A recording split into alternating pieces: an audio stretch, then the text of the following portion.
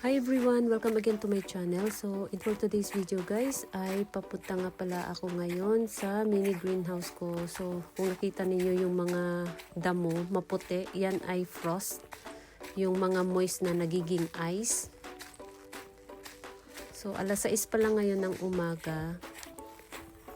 So, inagahan ko para makita ko kung ano yung hitsura ng mga halaman ko dito sa loob. So, ayan yung plastic.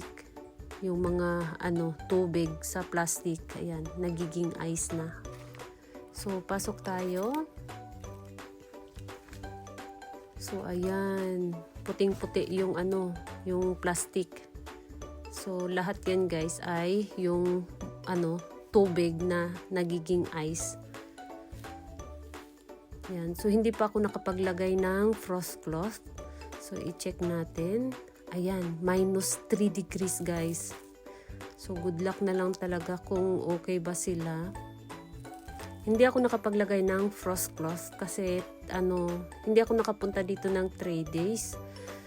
Medyo busy kasi ako kaya ayun, hindi ko sila nabisita ng mga ilang araw. So, sa tanghali, nagpupunta naman dito yung biyanan kong lalaki. Tapos siya na yung nagbukas ng pintuan. Sabi ko, buksan lang yung pintuan. So, siya yung nagbubukas ng pintuan. Tapos, pagkahapon naman bumabalik siya. Sinasara din niya. Ayun. Pero yung paglagay ng frost cloth ay hindi ko maasahan guys. Ayan. Kaya, no choice ako. Kailangan lang talagang buksan sa tanghali kasi mainit dito sa loob. So, ayun lang yung pinaano ko sa kanya at yung sa mga halaman ko sa bahay. Yun lang yung pinaano ko. Ayan nag-ice na Ayan. Yung tumutulong tubig na naipon dito sa dahon ng Dix Pink ko, nag-ice na. Ayan guys, ganyan kalamig. Pati sa loob, tumitigas yung yung tubig. So, parang nagkaroon siya ng frostbite. Ayan, kung nakita ninyo, parang nag-clear yung dahon niya. Yan, parang nagkaroon siya ng frostbite. So, yung iba ay okay naman. Yan. Ito, Itong si nagka-frostbite din. Ito ay okay lang.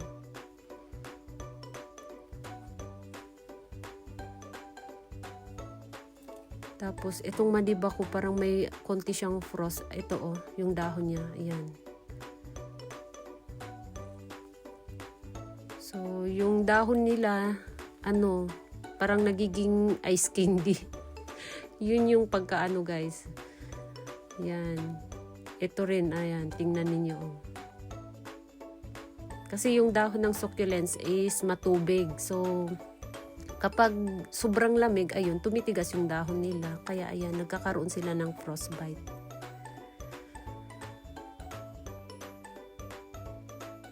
So, yan guys. And, ito naman yung patungan ko sa likod ng bahay. So, ang naglagay din nitong frost cloth ay yung biyanan kong lalaki. Yan. Sa mga ganito, pwede mo siyang pakiusapan na takpan ng frost cloth, pero yung plastic hindi na niya magawa yun guys. So ayan, pati yung crested ko na ionium nasira. Ito naman okay lang, ang ganda ng kulay ito siya okay lang. Ilabas natin para mainitan. Tapos ito din siya, okay din siya. Ayan, ito siya medyo masilan kasi ito siya sa winter, pero ayan, okay siya. Napaka-shiny ng dahon. Yung nandito sa ilalim, okay lang sila. Maliban dun sa crested na ionium. Ito. Ayan guys. Nangitim na. Ayan. Nangitim na siya. So, kapag nangitim na, ibig sabihin, nakailang beses na siyang nagkaroon ng frostbite. So, ayan. Unti-unti siyang nangingitim yung dahon. So, tingnan natin sa ialis natin tong takip nila. Hindi kasi ako naglagay ng plastic kasi kapag naglagay ako ng plastic, walang magbubukas habang wala ako. Kaya ang naisip ko, patakpan ko na lang ng frost cloth para mas madali. Kaysa lagyan ko ng plastic, napakainit dito sa loob kapag walang nagbukas. Ayan, itong ano ko, nagka-frostbite din. Ito naman si gulong, parang okay lang siya guys.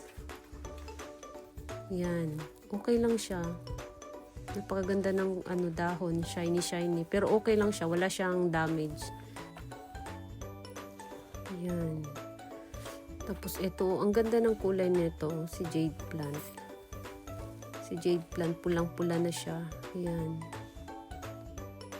So, wala siyang damage, okay lang siya. Yan si gulong. Ang ganda rin ng ang ganda ng kulay nila. So, i-check natin yung ko, maliit na ionium ko. Ito parang may something guys. Yung mga ionium kasi, medyo sila guys, maselan sila sa winter. Lalo na dito sa lugar ko ay laging nagkakaroon ng frost. So, yun yung ko sa ionium. Kaya hindi masyado akong nagko-collect ng ionium. Kasi nga, wala akong mapaglagyan. Lumalaki kasi sila, hindi katulad ng mga echeveria na pwede mo silang gawing compact. Ang mga ionium kasi, lumalaki talaga sila, nagkakaroon sila ng mga habang stem. Tapos yung ko sa likod, si Burostil, okay lang siya. Dito naman sa ibabaw, okay din. Wala akong nakitang nagtubig yung dahon or nagiging dilaw. Kasi kapag nagkaroon ng frostbite ang dahon ng Burostil ay siya, nagiging dilaw siya. So para siyang clear na dilaw. Ayun. Para siyang nagmamashi. Tapos ayan, yung iba kong ionium okay lang.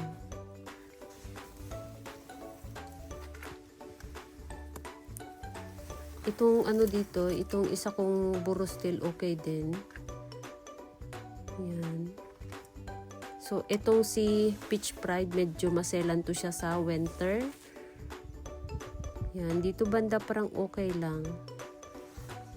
Yan. Okay lang yung dahon niya. Tapos, yung iba kong mga arrangement na nakatanim sa malaking pot ay dito ko nilipat sa itong patungan na to. So far okay din sila. Pati yung Burostil ko dyan sa gilid, okay din. Ayan, walang nagpapakitang nagkaroon siya ng damage. Ayan.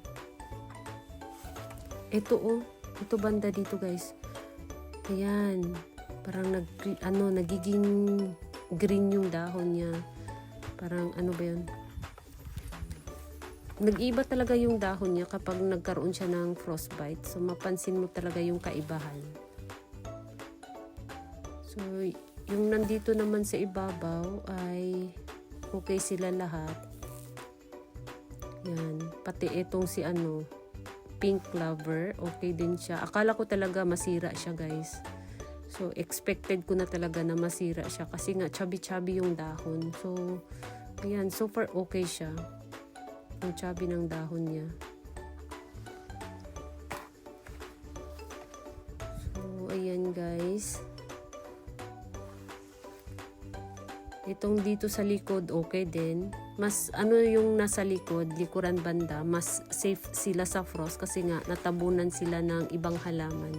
Pati itong lemonade ionium ko, okay din siya. Yan, ito lang talaga ang yan. Medyo nagkaroon siya ng mga frostbite sa dahon. At eto, yan. Yung dahon niya. Yan Ibang-iba talaga yung dahon niya guys. Ayan. Para na siyang magtubig. Sana hindi siya matuluyan kasi sayang.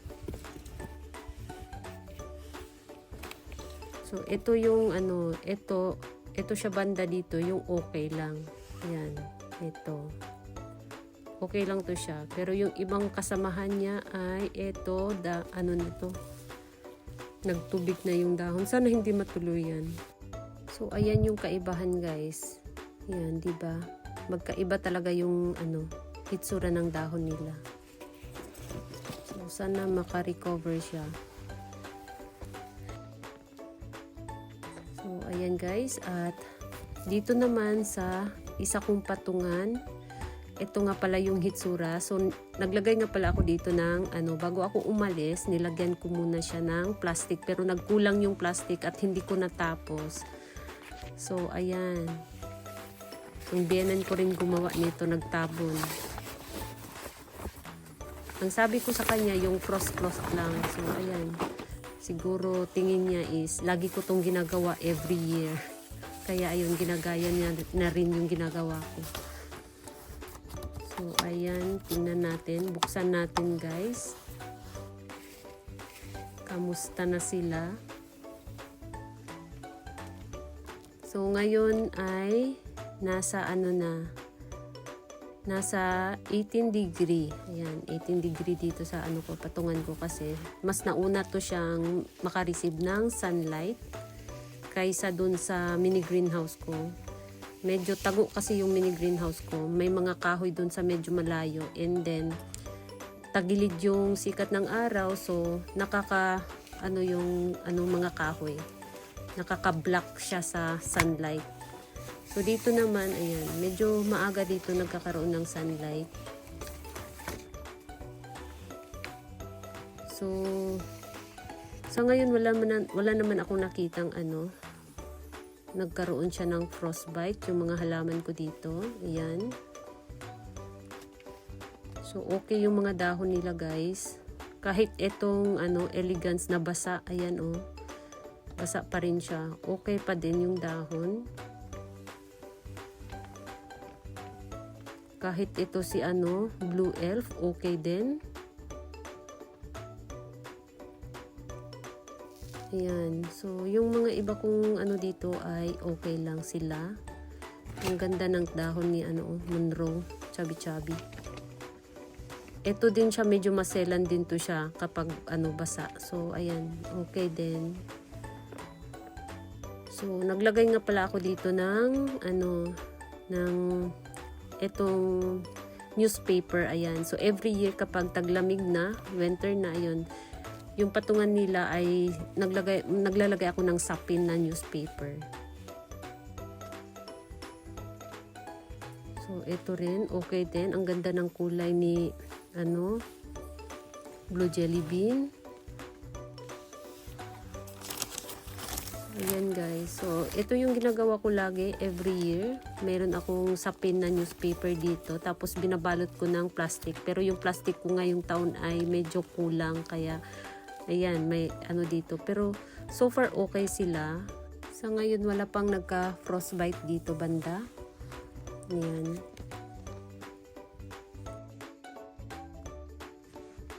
Tapos, dito naman, ako naglagay neto. Bago ako umalis, nilagyan ko muna ng frost cloth. So, itong frost cloth is manipis siya. So, kahit hindi mo na siya tanggalin, hayaan mo lang siya dyan. Nakaka-receive pa rin sila ng sunlight. Yan, kasi nga manipis lang.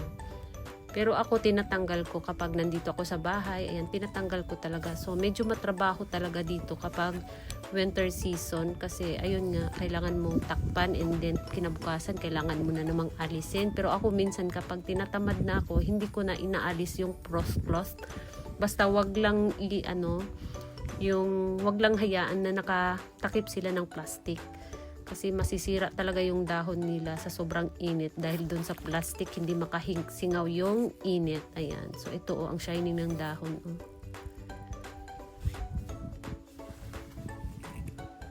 So, ito rin okay. Ito din siya okay. Medyo maselan kasi ito si Adolphi sa winter. So, okay pa din. Ito rin, medyo maselan din tong mga ganitong echeveria, yung mga frill na echeveria, medyo maselan din sa winter. So ito parang nangitim yung dahon. So ayan guys. So ayan, obserbahan ko na lang to kasi medyo nangitim yung dahon dito sa ito siya. Pero yung gitnang niya is okay naman. Ito rin okay din siya. So akala ko talaga masira to siya sa masira siya kasi nga sobrang lamig. At hindi ko sila nalagyan ng plastic. Yung frost cloth lang yung nilagay ko. So ayan, so far okay sila. Ito parang may something yung dahon niya dito sa sa gilid. Sa gitna okay lang, pero yung sa gilid na dahon medyo medyo may frost. Ayan. So yung iba ay okay lang din. Ayan. So medyo malaki na yung mga ko dito, mga echeveria ko dito. Tapos itong si money tree, ayan, okay din. Yan, okay lang si money tree. Tapos ito, medyo maselan to siya, si Kuminosato. Maselan to siya sa winter. So ayan, so far okay siya dito sa gilid. Tapos itong si Dentrajam ay ayan, nagkaroon siya ng frostbite, guys.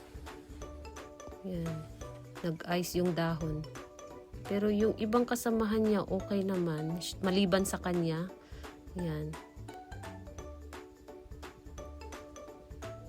Tapos dito sa baba ganun din. Okay din.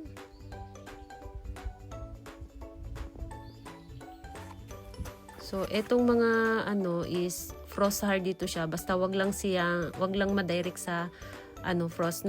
Nasa gilid lang sila ng bahay, okay na okay sila. Basta may bubong. Ayan. Nakakasurvive yung mga Darly Sunshine, yung Blue Jelly Bean. Ayun. Nakakasurvive sila sa frost. Yung Supreme, tsaka yung Ghost Plant. Basta nasa gilid lang sila ng bahay, hindi lang sila madirect sa frost, ay okay na okay sila. Kahit walang takip. Ayun. So, dito naman sa mga arrangement area ko, i-check natin. So, ito ang naglagay nito, yung biyenan ko rin naglagay nito.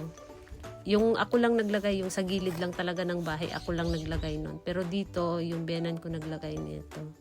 Yan. Sa mga ganun, medyo maasahan siya. Wag lang yung mga maglagay ng plastic. Hindi mo siya maasahan sa ganun. So, itong dito na Dentrajam ay okay siya. Yan. So, yung nandito na arrangement ay okay na okay. Ayan. So far, okay sila lahat dito. Etong si para siyang ano ba to? Parang variegated na lovely rose. So, hindi siya variegated, guys. Yung normal lang siya na lovely rose. Nagiging ganun lang yung hitsura niya kapag taglamig. Ayan. Kapag winter time na. Tapos, yung ginawa kong wreath ay okay din. Yan. Pati itong arrangement na to. Ang ganda ng kulay ni bronze. Ito, ang ganda ng kulay ni jelly bean. Pulang-pula siya, guys. Yan, sobrang pula. Para siyang pininturahan. Ayan. Ang ganda ng kulay. Pulang-pula. Tapos, ito naman, akala ko ay mag-goodbye na siya. Hanggang ngayon, okay pa din siya, guys. Yan. So, bukas, magkakaroon ulit kami ng -3. So, kapag sinabing -3, kailangan expected mo na mas mababa pa sa -3. Yan.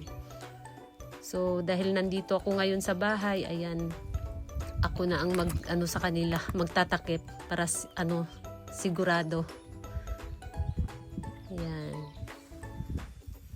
So, si Burustil, ayan, hindi siya nasira. Akala ko talaga nasira na siya. Expected ko talaga na masira siya. Kasi, yun nga, malamig. Tapos, ayan, so far, okay siya. Nakailang beses na kasi akong naglagay ng Burustil sa, dati, sa mga ganitong arrangement. Tapos, dito ko nilagay yung, Burustil ko. Dito ko pinesto dati. Yung hindi pa ako nag-start na mag-vlog, ayun nga, laging nagkakaroon ng damage, nagtutubig yung dahon nila. So, ayan, so far, okay sila. Ayan, yung Burustil ko talaga, ayan, Tapos, itong si Supreme, ayun din, ganun din, para din siyang si Ghost Plant, basta wag lang siyang madirect sa frost, nasa gilid lang siya ng bahay, ay okay na okay siya, kahit hindi mo na siya lagyan ng frost cloth or takipan, okay lang siya. Tapos ito, ayan, nagsimula na siyang masira. Pero meron na akong nakatabing ganito, nilagay ko sa loob ng bahay para siguradong may matira. Ayan. Ang taba ng dahon ni ni Bruns. Ang ganda. Tabang-taba. Ayan. Sobrang taba. Sobrang laki na ng dahon niya. Ito. Nagka-frostbite din siya. Si Moneymaker. Ayan.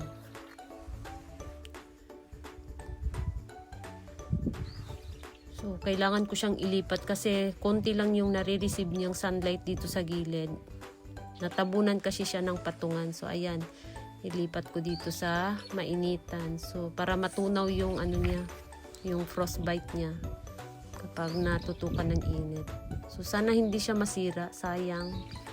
Makapal na siya.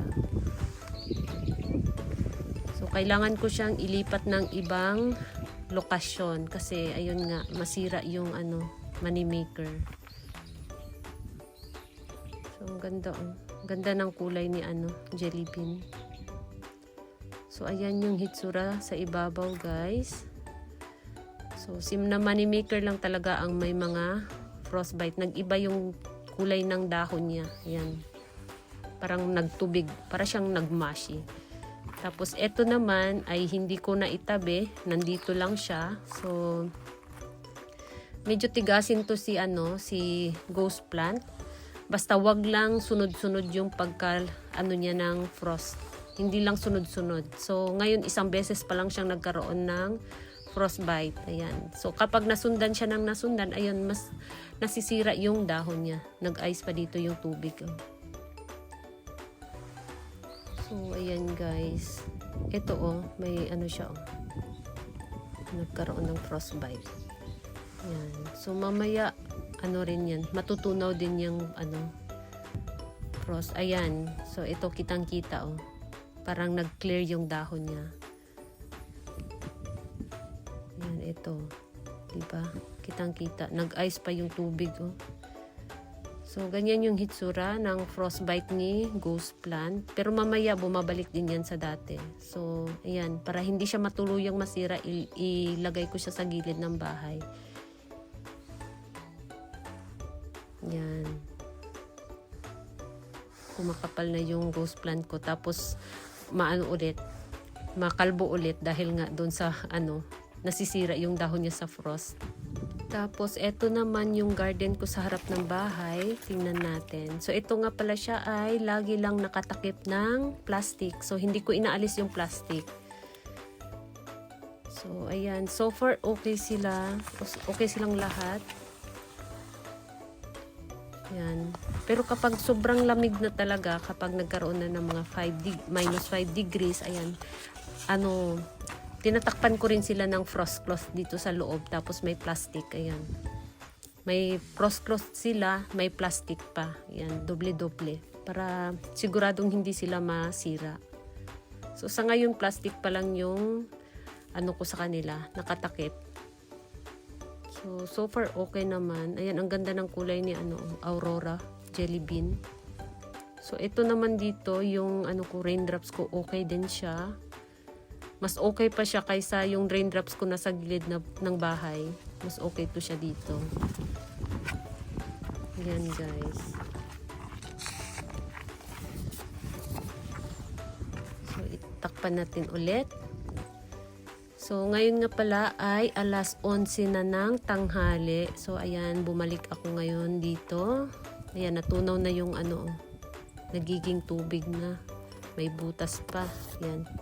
So, ko na lang yan, i-tape ko na lang yan para hindi pasukan ng tubig kapag umulan. So, ayan, natunaw na yung frost. So, ito nga pala yung nagiging ice. Ayan, ito yung nagiging frost. Kapag sobrang lamig, ayun, tumitigas, nagiging ice siya. So, ayan. And, i-check natin kung gaano nakainit ngayon, tanghali. Ayan, 28 degrees na. Kaninang umaga, minus 3 degrees. Ngayon, 28 na. Alas 11 ng tanghali. So, yung kanina na i-check natin ulit kung kamusta na.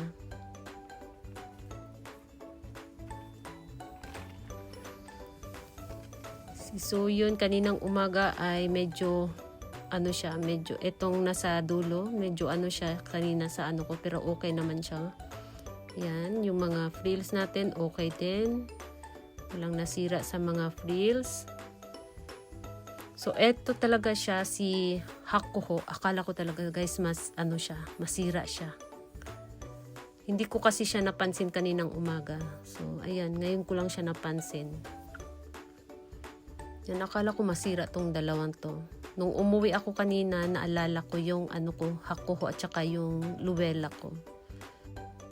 Yung nandito sa gilid ay okay naman sila. Ayan. Tapos ito okay rin siya. Yung ganito ko kasi dati nagkaroon ng frostbite. Ayun, na goodbye. Tapos yung mga diniligan ko na mga cluster, okay naman sila. Ito hanggang ngayon basa pa rin, hindi pa rin siya natuyo. Pero okay lang siya. Ayan, hindi siya nagkaroon ng frostbite, hindi nagtubig yung dahon.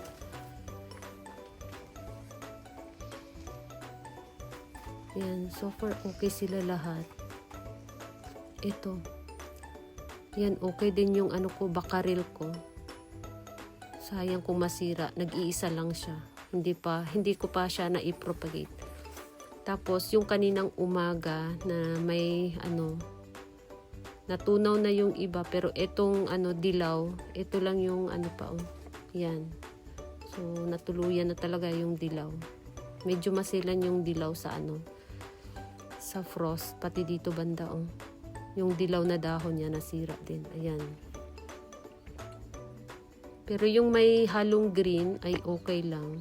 Tapos ito, okay lang siya. Yan.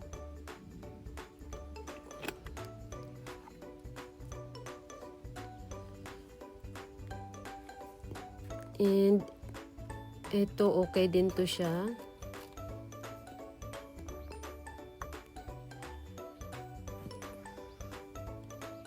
Yan, may may tubig. Yung tumutulo na tubig, ayan, napupunta doon sa dahon.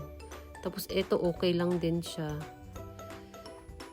Tapos, yung kanina na madiba na parang nagkaroon siya ng frostbite ay natunaw na. Ayan, natunaw na yung niya guys sa dahon. So, bumalik na sa dati.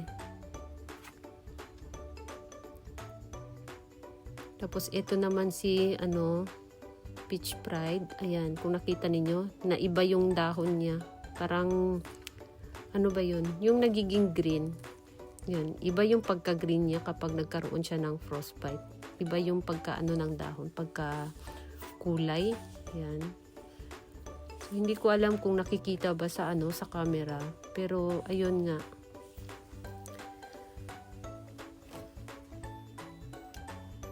Tapos ito naman siya yung nagkaroon ng ice sa dahon.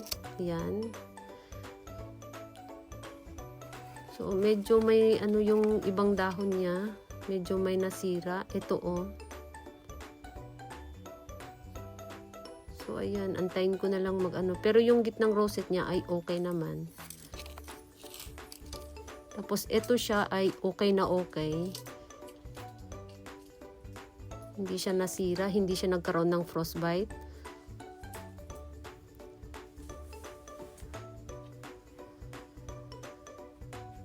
Tapos malaki na yung malaki na yung baby dito sa sa ebony. So ayan guys, ito siya kanina medyo to siya nagkaroon ng frostbite. So ngayon ayan. Bumabalik na siya sa dati. Tapos yung mga ibang babies ko ay so far okay din. Itong si Black Rose, okay lang.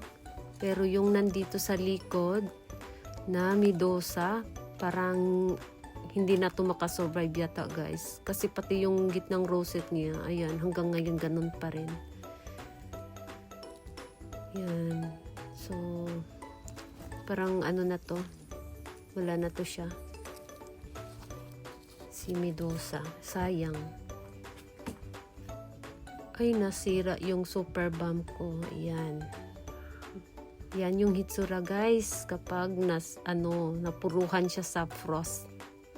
Yan, kahit nandito pa siya sa loob ng mini greenhouse, ayan, dahil nga sa sobrang lamig, ayan, ganyan, nasisira pa rin sila.